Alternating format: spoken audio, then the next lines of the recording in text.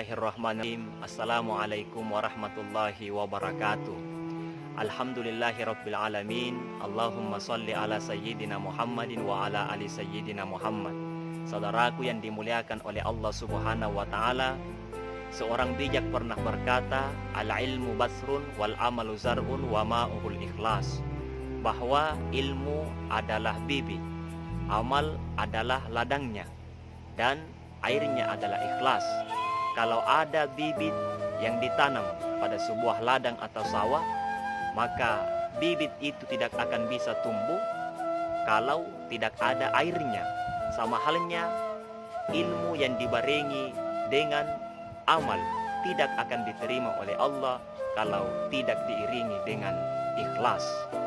Makanya Imam Al-Ghazali pernah berkata, kullun nasi halka illal alimu wa kullul alimu halka illal amilu wa kullul amilu halka illal mukhlisun. Setiap manusia itu celaka kecuali orang yang berilmu. Yang berilmu juga celaka kecuali orang yang mengamalkan ilmunya. Yang mengamalkan ilmunya juga celaka kecuali orang-orang yang ikhlas. Dalam Al-Quran, Allah memerintahkan kepada kita agar setiap amalan yang kita lakukan diiringi dengan ikhlas. Wa ma umiru illa liya'budullaha mukhlishina lahuddin.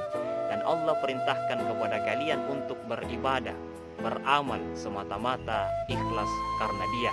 Orang ikhlas itu bagaimana? Orang ikhlas itu buta pandangan dari makhluk. Ada orang, tidak ada orang, tetap jalan, tetap beramal. Dia tidak terpengaruh siapa di samping kiri kanannya.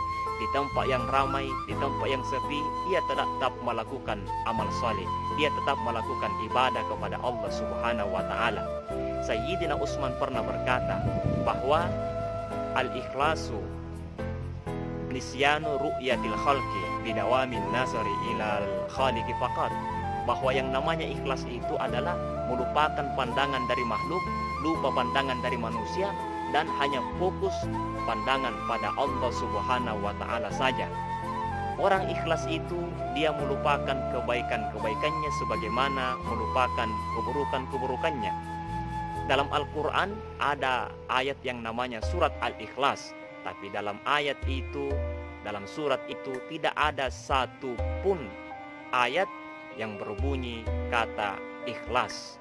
Ini menandakan bahwa orang ikhlas itu tidak mesti menceritakan kepada orang lain bahwa saya pernah begini, saya pernah begitu. Seandainya bukan saya, tidak akan seperti ini.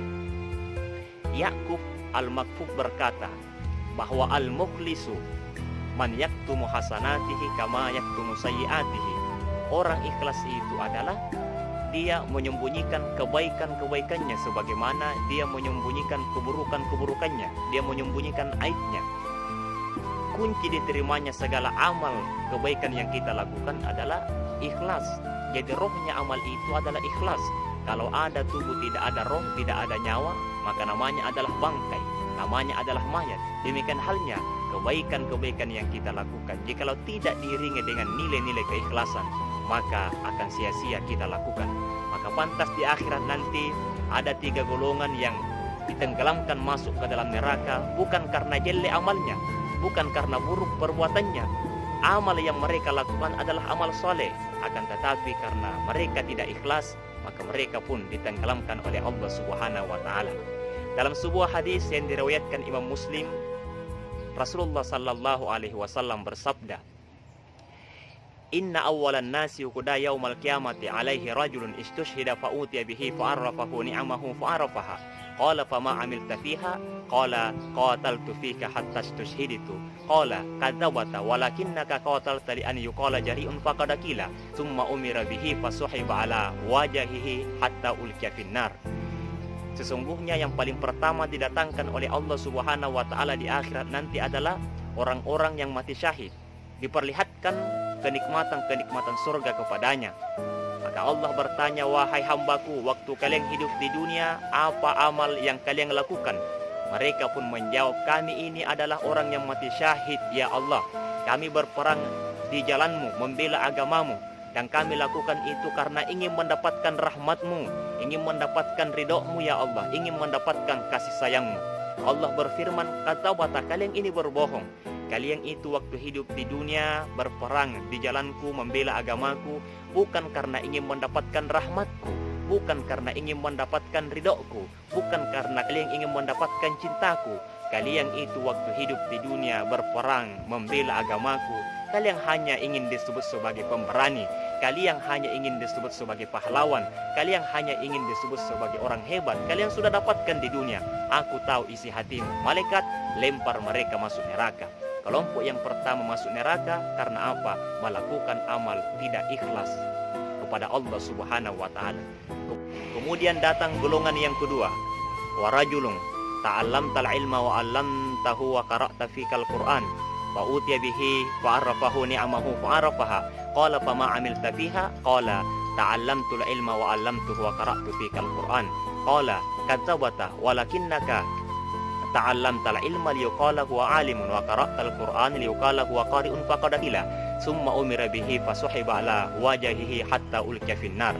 Kelompok yang kedua ini adalah orang yang mengajarkan ilmu kepada orang lain dan suka membaca Al-Quran, senang membaca Al-Quran, diperlihatkan kenikmatan-kenikmatan surga kepadanya.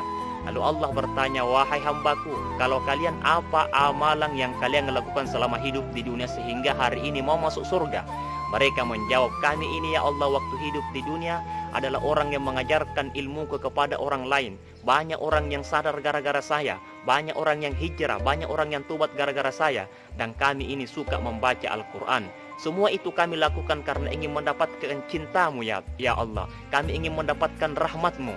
Allah berfirman, kalian juga berbohong sama saya. Kalian itu waktu hidup di dunia mengajarkan ilmu kepada orang lain hanya karena amplop. Kalian juga mengajarkan ilmu kepada orang lain hanya karena ingin disebut sebagai ustaz, ingin disebut sebagai kiai, ingin disebut sebagai ulama. Kalian sudah dapatkan itu di dunia.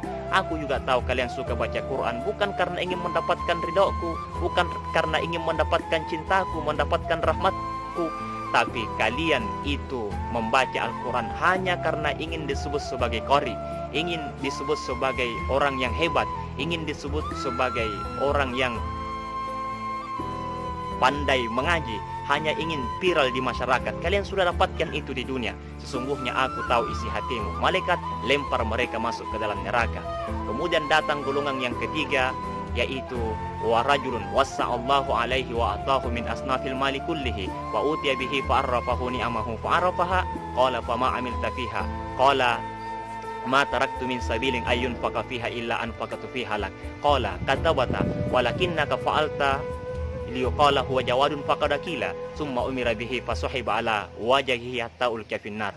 Datang golongan yang ketiga, yaitu orang kaya yang dermawan. Diperlihatkan kenikmatan-kenikmatan surga kepadanya. Lalu Allah bertanya, wahai hambaku, kalau kalian apa amalan yang kalian lakukan sehingga hari ini mau masuk surga? Mereka menjawab, kami ini orang kaya yang dermawan, rajin sedekah, rajin membantu orang-orang miskin, orang-orang susah, membangun masjid, membangun pondok pesantren. Dan kami itu lakukan ingin mendapatkan rahmatmu, ingin mendapatkan kasih sayangmu ya Allah. Allah berfirman, kalian berbohong. Aku tahu isi hatimu. Kalian itu waktu hidup di dunia rajin berbagi, rajin berderma, bersedekah kepada orang lain hanya karena ingin disebut sebagai orang baik, hanya karena ingin dapat suara ketika kalian masuk calon legislatif. Kalian sudah dapatkan di dunia. Aku tahu isi hatimu. Malaikat lempar mereka masuk ke dalam neraka. Ketiga golongan tadi masuk ke dalam neraka karena melakukan kebaikan semata-mata, bukan karena Allah, tapi dia melakukan kebaikan karena niat yang lain, karena dunia. Makanya setiap kita melakukan kebaikan, hendaklah kita tanamkan nilai-nilai keikhlasan dalam hati kita agar amal ibadah yang kita lakukan itu diterima oleh Allah Subhanahu wa taala. Terima kasih atas segala perhatian. Mohon maaf jikalau ada kekurangan. Wassalamualaikum warahmatullahi wabarakatuh.